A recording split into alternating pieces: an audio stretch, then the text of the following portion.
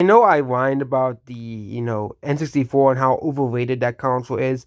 I still stand by that to this day. The N64 is a very overrated console, especially considering how little it's sold compared to, the PS1, the PS2, the Wii, the PS3, the 360. Nintendo didn't really have a that really successful console until the Wii. And the N64, they talk about how revolutionary the N64 is, how the N64 changed gaming forever, but the PS1 came out before the N64. And yeah, pick rated mediocre. Super Mario Bros. Yeah, the very first Super Mario Bros. Well, it's a mediocre game. I'm sorry. The game that basically saved the North American gaming industry that was bundled with the NES. Well, I'm sorry. The game is mediocre now. Contra, turbo mediocre. I never played the first Contra. These are nothing but silverware prompted by people who can't get over their childhood. Well, they had nothing better to play but the same free games the parents got them. But no, let me go on. Castlevania is mediocre. Yes, one of the quote unquote most influential games of all time. I doubt I still love to dispute this whole thing. The whole Metroidvania. Like they love to use that term all the time. Like even the mainstream media uses that term.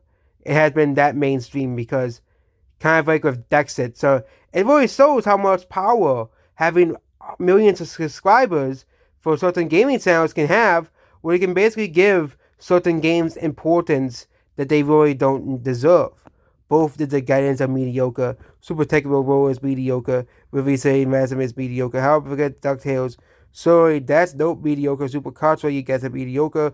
Just like its older brother, Blaster Master, mediocre. And so is T3.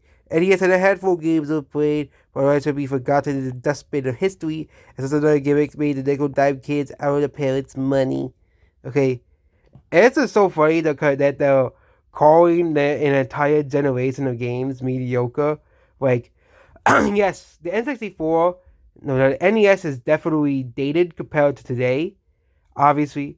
But the NES had introduced a lot of things for the gaming industry that are now commonplace, you know, as well. It did make the gaming industry, bounce back from, the failure of the Atari 2600 and games like Pac-Man for Atari and E.T. for Atari.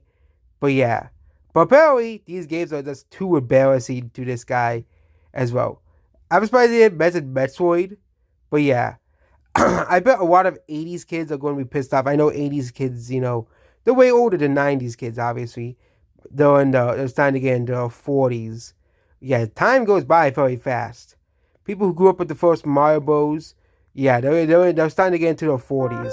It really shows the perspective of time as well. But yeah, in the 90s, kids are all in their 30s now. The people who grew up with stuff like Mario 64 and stuff and say that's the greatest game ever created. And now we're now dealing with Gen Alpha, who's growing up with a freaking toilet.